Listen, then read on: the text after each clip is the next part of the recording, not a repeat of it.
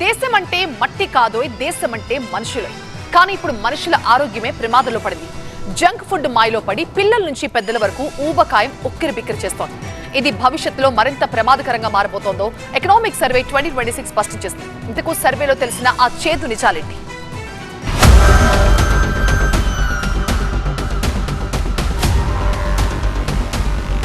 భారతదేశం వేగంగా మారుతుంది, కానీ ఆ మార్పు ఆరోగ్యానికి ప్రమాదంగా మారుతోందని ఎకనామిక్ సర్వే ఒక షాకింగ్ అలర్ట్ ఇచ్చింది. అధిక కొవ్వు, ఉప్పు, చక్కెరతో నిండిన అల్ట్రా ప్రాసెస్డ్ ఫుడ్స్ వినియోగం దేశంలో ప్రమాదకర స్థాయికి చేరిందని సర్వే హెచ్చరిస్తుంది. దేశంలో ముఖ్యంగా పిల్లల్లో ఊబకాయం ఆందోళనకర స్థాయిలో ఉందని ఎకనామిక్ సర్వే ఆందోళన వ్యక్తం చేసింది. 5 ఏళ్లలోపు పిల్లల్లో అధిక బరువు శాతం 2015 నుంచి 16లో 2.1% నుంచి 2019 నుంచి 21 నాటికి 3.4% పెరిగిందని తెలిపింది. 2020 నాటికి దేశంలో దాదాపు 3,30,00,000 మంది పిల్లలు ఊబకాయంతో బాధపడుతుండగా 2035 నాటికి 8,30,00,000కు చేరుతుందని అంచనా వేసింది. దేశంలో 24% మహిళలు, 23% పురుషులు అధిక బరువు, ఊబకాయంతో బాధపడుతున్నారని నేషనల్ ఫ్యామిలీ హెల్త్ సర్వే తెలిపింది.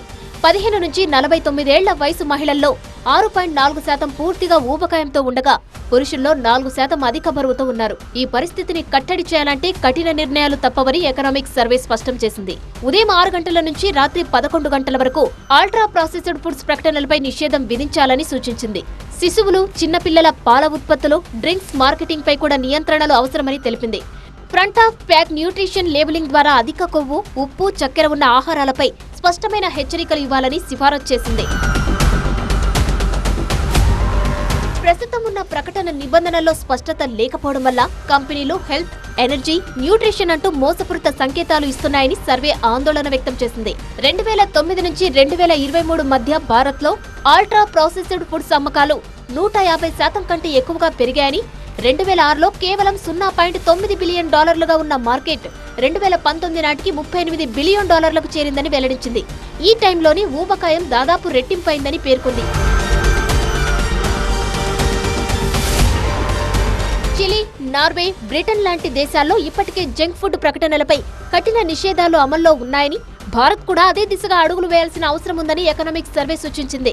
ఆరోగ్యం వ్యక్తిగత ఎంపిక మాత్రమే కాదని విధానపరమైన మార్పులు తప్పనిసరి అని సర్వే తేల్చి చెప్పింది. జంక్ ఫుడ్ అలవాట్లపై కఠినమైన నిబంధనలు అమలైతేనే భవిష్యత్తు తరాలు ఆరోగ్యంగా ఉంటాయని ఎకనామిక్ సర్వే స్పష్టం చేసింది.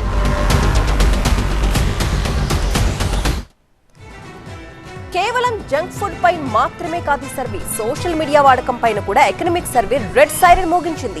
చేతిలో మొబైల్, కళ్ల ముందు స్క్రీన్ పిల్లల భవిష్యత్తుని నాశనం చేస్తున్నాయంటూ హెచ్చరిస్తోంది. ఇంతకీ సోషల్ మీడియా మాయపై ఎకనామిక్ సర్వే చేసిన హెచ్చరికలేంటో చూద్దాం. దేశ భవిష్యత్తు డిజిటల్ మాయలో చిక్కుకుపోయిందా అంటే అవునని అంటోంది ఎకనామిక్ సర్వే 2026. భారత్లో వేగంగా పెరుగుతున్న డిజిటల్ అడిక్షన్ పై ఆందోళన వ్యక్తం చేసింది. ప్రత్యేకంగా పిల్లలు, యువతలో మొబైల్ ఫోన్లు, సోషల్ మీడియా, గేమింగ్, ఆన్లైన్ ప్లాట్ఫామ్లను హద్దు దాటి యూజ్ చేయడం మానసిక ఆరోగ్యంపై తీవ్ర ప్రభావం చూపుతోందని హెచ్చరించింది. పిల్లలు టైంను అధికంగా సోషల్ మీడియాకు కేటాయించడం వల్ల మానసిక ఒత్తిడి, నిద్రలేమి, ఆందోళన, చదువులో ఏకాగ్రత తగ్గడం లాంటి సమస్యలు పెరుగుతున్నాయని తెలిపింది. దీని ప్రభావం వ్యక్తిగత జీవితం మాత్రమే కాదు, దేశ ఆర్థిక ఉత్పాదకతపై కూడా పడుతోందని స్పష్టం చేసింది. చిన్న వయసులోనే డిజిటల్ వ్యసనం పెరగడం వల్ల కంపల్సివ్ బిహేవియర్, హానికర కంటెంట్కు బలయ్యే ప్రమాదం ఎక్కువగా ఉందని సర్వే పేర్కొంది. అందుకే వయస్సు ఆధారిత డిజిటల్ యాక్సెస్ పరిమితులను పరిశీలించాలని సూచించింది. సర్వే ప్రకారం డిజిటల్ అడిక్షన్ అంటే కేవలం ఫోన్ వాడకం మాత్రమే కాదు, మానసిక క్షోభ, సామాజిక దూరం, పని సామర్థ్యం తగ్గించే ప్రమాదకర అలవాటని తేల్చింది. ఇది పిల్లల్లో ఏకాగ్రత కోల్పోవడం, స్టడీస్లో వెనుకబడడం, ఉద్యోగులు విధుల్లో సామర్థ్యం మేరకు పని చేయకపోవడం లాంటి దీర్ఘకాల ప్రభావాలను కలిగిస్తోందని హెచ్చరించింది. ఆర్థికంగా కూడా దీని ప్రభావం తీవ్రంగా ఉంటుందని సర్వే అంచనా వేసింది.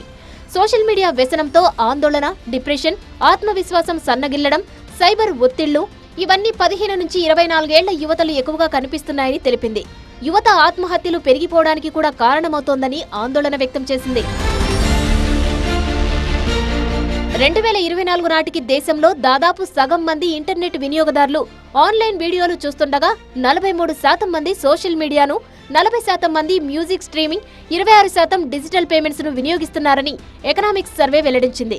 దీని ప్రకారం దేశంలో సుమారు 40 కోట్ల మంది ఓటీటీ వీడియోలు, ఫుడ్ డెలివరీ ప్లాట్ఫామ్లను ఉపయోగిస్తుండగా 35 కోట్లకు పైగా మంది సోషల్ మీడియాలో యాక్టివ్గా ఉన్నారని తేల్చింది. ప్రత్యేకంగా 15 నుంచి 29 ఏళ్ల యువతలో మొబైల్ ఇంటర్నెట్ వినియోగం మరింత పెరిగిందని తెలిపింది.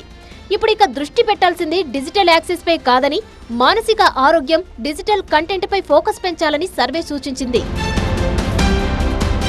అయితే డిజిటల్ సమస్యను ఎదుర్కొనేందుకు సర్వే పలు పరిష్కారాలను సూచించింది.